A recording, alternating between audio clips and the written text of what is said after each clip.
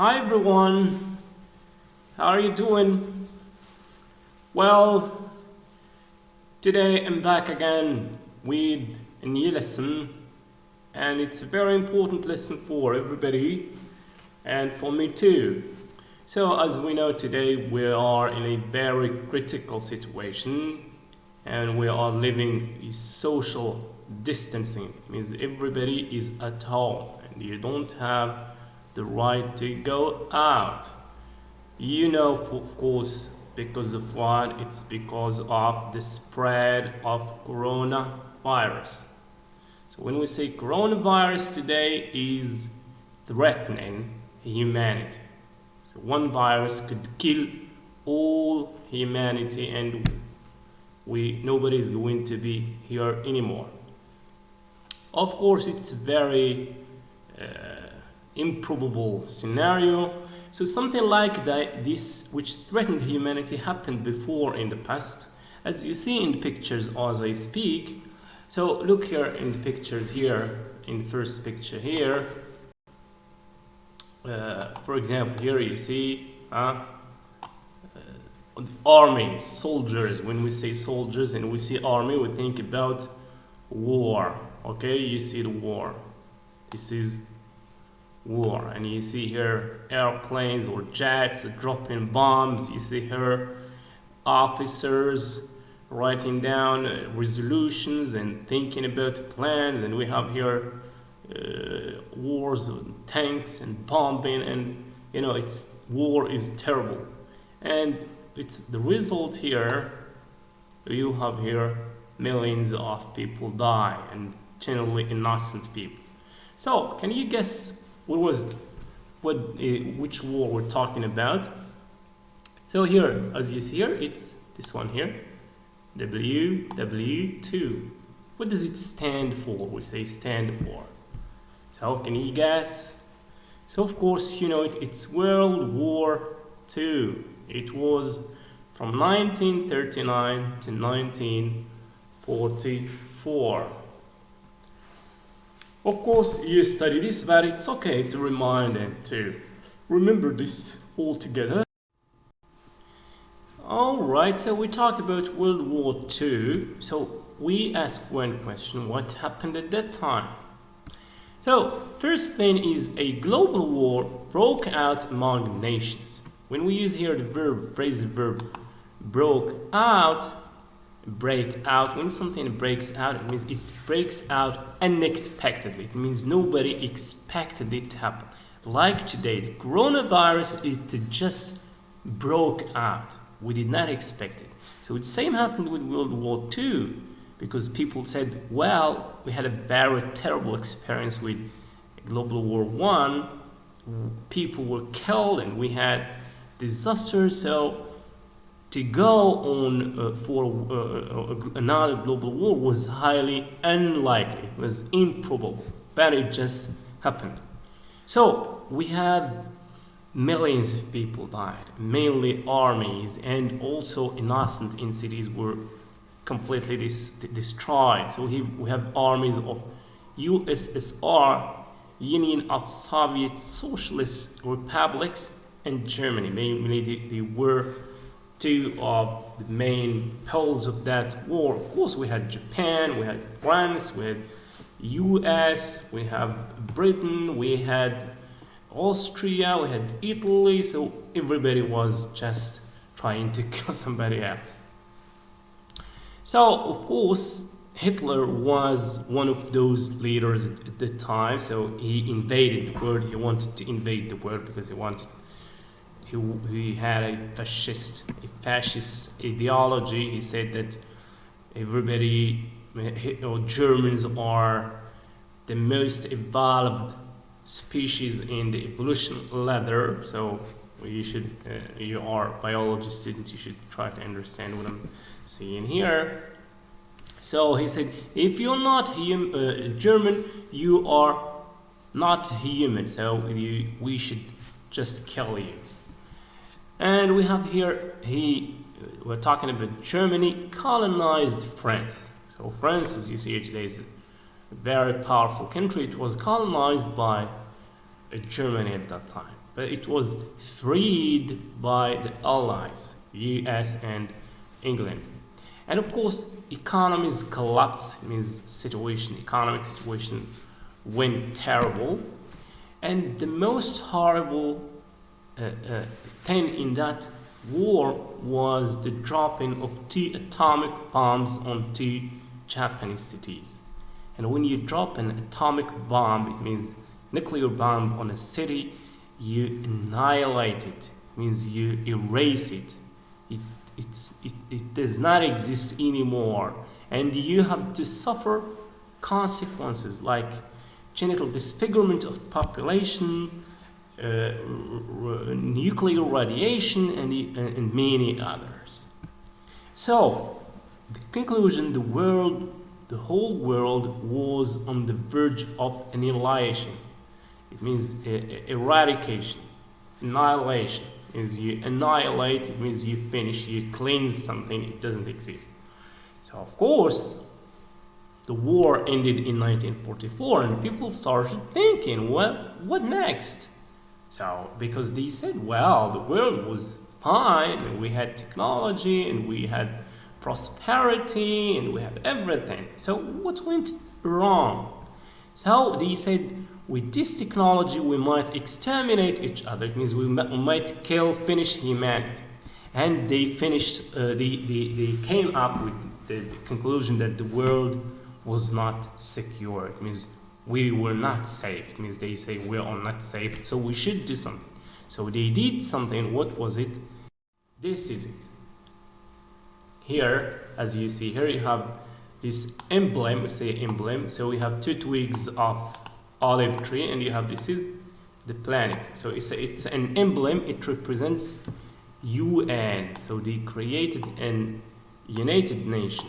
It's an international organization. Okay, so we're talking about international organizations. So you see, you should question what was the mission of this organization. So first we say United Nations. So here it's headquarters, it means where it is based, where do we have the offices and president. We don't say president, so we have it in New York. So we have Secretary General, it's like a president. So we have some examples. We had Kofi Annan, then Ban Ki-moon, and today we have Antonio Guterres. So we talk about the mission. So what was the main objectives or goals of this organization? So it stopped all types of conflicts. You stop wars, and nuclear deterrent. It means nobody should make nuclear weapons. Like you hear today, they want to stop Iran and North Korea. They say they shouldn't develop nuclear weapons. Promote peace among nations. So we should cooperation, and we have peaceful international relations. We should live together on this planet, and they created other organizations that we are going to see. Each organization has its main field or its domain where it operates. We have some examples here. We have Oxfam, UNESCO, WHO, UNICEF, Doctors Without Borders, okay, Médecins Sans Frontières, Amnesty International. So let's see in details what are these organizations. So we have here UNESCO, you know it, it's United Nations Educational, Scientific and Cultural Organization.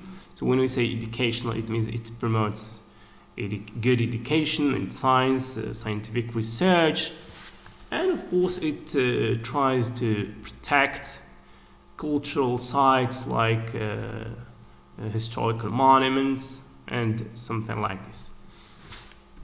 You have UNICEF, it's United Nations Children's Emergency Fund.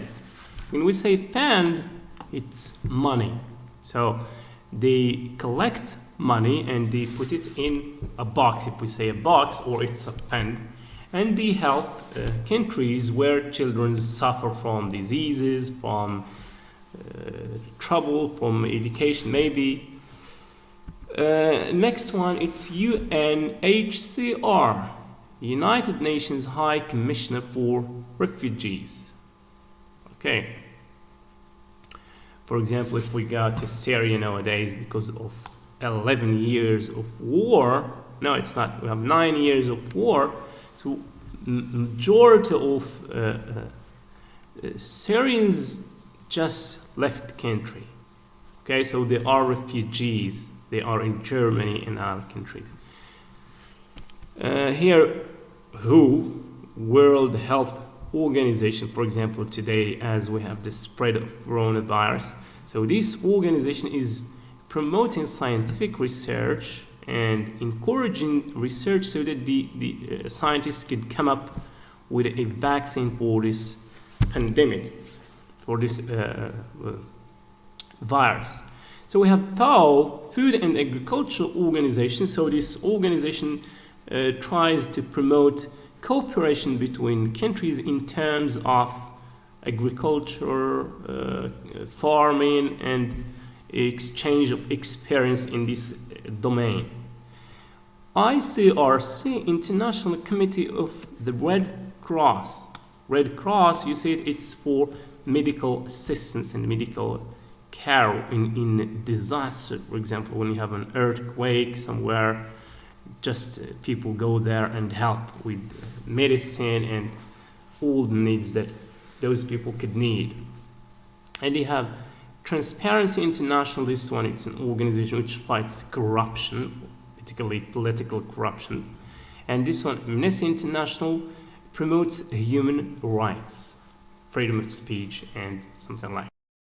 So here we have some organization, and they are mission. You try to connect them. So we have here Oxfam, Amnesty International, High Commission for Refugees, Doctors Without Frontiers, World Health Organization, and World Trade Organization. So maybe we explain this. You should stop the video here and do it before you see the keys here. It's number 3, eliminating poverty and famine. For example, that Ox famine, it means Oxford famine, hunger, when you have nothing to eat.